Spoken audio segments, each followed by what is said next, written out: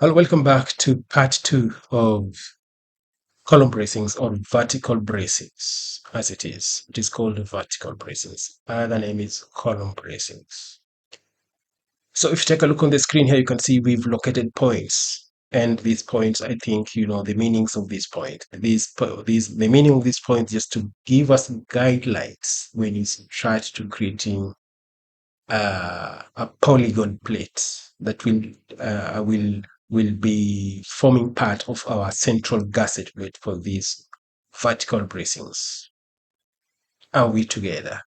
Is someone sleeping in my class? Is someone sleeping in my class?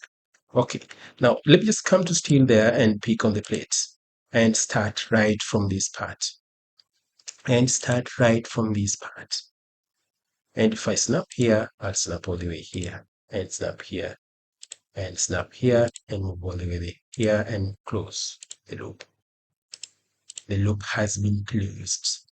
The loop has been closed. And if I turn it around there, you can see the plate is sinking inside the braces. Teacher or the instructor, is this right? I'll tell you straight away, this is not right. And you have to move this upward. The plate must sit at the back of the bracing, the angle profile, so that the connection will be nice. Isn't that nice? Now, let me just double click on the plate to get the dialog box where we'll be able to manipulate or configure this. So I'll come here and pick behind. So that option will bring the plate to flush with the back end of our bracings, back end of our bracings. Isn't this nice? So the next thing I'm going to do, I'm just going to copy this on the next member. Select on that and zoom out. And I think we're on the right spot here, and I want just to place it right here. I've done this after placing all the balls because it is the same thing. Are we wasting time? I'll tell you no, because this is very important if you're getting started with Tekla structures, or if you are in intermediate level, or you need some advanced lessons. I think you're getting something. I assume so. Of course, I'm not assuming you're getting something. Now, I'll right click and redraw, left click and redraw just to get rid of these points. I'll rotate that. Now I want to start placing my balls. But placing the balls, I have to place some guidelines using the points. I pick that point and pick on that spot and this spot right there. And I'll snap on that midpoint and snap on this midpoint and snap on that midpoint and snap on this midpoint. That and this. Are we together? Are we together? Are we together? Of course, we are together. Now I'll come to view, come to navigate, and I want to rotate this. And there we are. I'll delete the central point. We don't need it. I'll repeat it once again. We don't need it. Of course, we don't need it. Now, I want to place a point here by coming to edit, pick on that and snap on that and turn this round, come to view, navigate and rotate, pick rotation point, right click interrupt to walk out of that command. If you click interrupt, you deactivate the immediate command, the command that you just used, the last one, the last get deactivated if you click interrupt. Now let me pick on edit and pick on the points and pick on any position. I'll snap on that spot, right? And come to view. I want to rotate and I want to see the back end of the plate. So the points we are placing are these points, and I want to offset them to this far end, to this far end, to this far end, to this far end. I'm coming here, and what I want to do is just try to be creative. So I'll take this measurement from here to here. That is 51. That is 51. That is 51. Okay, it is 51. Okay, it is 51. We can get some measurements here. And if you get the midpoint there, and get rid of this one, and if you can measure this, and can measure that, it is 76. It is 76. Now let's copy this, copy that, and place it right there. Is it making sense to us? Absolutely no. It doesn't make sense. So I'm just going to pick this, pick copy, and I place that one there. And I pick this, right click and come, and copy this, and place that one right there. So these 3 points, I'm going to get rid of them by deleting. Now, having done that, is that my actual accent? Of course, no.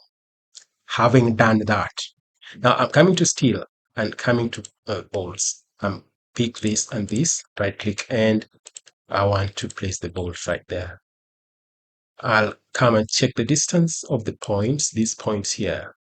Let me come to measure, and I want to measure that point and that point. That is 8780. So I'll double click on this and key in 8780 right on my keyboard and click OK. So I have that in place. I can as well come here and pick copy and can place it right there. And I have my bolts in place. You can always turn this round by picking navigate and rotate, and there's nothing. If you see your bolt appearing longer, there's something wrong. So here we are, everything's okay. Now, this is detached. This and this is detached. So what do? Let's get started right away. Come to steel and we pick the bolts. Select the parts you want to bolt together, and you want to bolt this and that. Is there something wrong? Of course, no. And maybe I can double click on this and change this to 0. Perfect. Now I can right click on this, copy, and copy it here. Is it that interesting? Of course not interesting, because there's no bolts we've copied. That is not working. So I'll come to edit and come to measure, and I want to measure this distance from there to there. That is 204.88, right? I'll double click on this and key in that 204.88 and click that. So we have our bolt in that location. Perfect. So we have our bolt right there. We have our bolt right there. And I'm going to right click and come to bolts there. I want to copy these bolts. I want to copy these bolts upward. Right click and come and pick it from that location and zoom out. And I want to place it right here. Right there, we have the bolts in place. Class, is that right?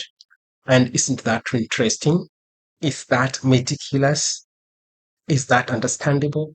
Is that doable? Hope you can do that by yourself by following the procedure I'm following, by following the configuration I'm doing. Is someone sleeping in my class? Of course, no. I'll come to navigate and rotate and see if you're sleeping on my class. And if I rotate that like that, you can see my XYZ plane is in line. It's in line with that brace. So to switch it back to its original or global position, just come to view, come to work plane 2 and click XYZ parallel to XYZ plane and that, and click change and close. Now I want to end this lesson on this point, and we'll take over from the next lesson on the next part, where we'll be able to create the connection between this point and that point, connection between the column and the braces. Please allow me to meet you in the next class or the next lesson. Understood? Was class very interesting? Was class enjoyable? Have you understood anything? I hope, of course, you've understood something. Bye bye. I'm Maurice Dimba, and let me meet you in the next lesson.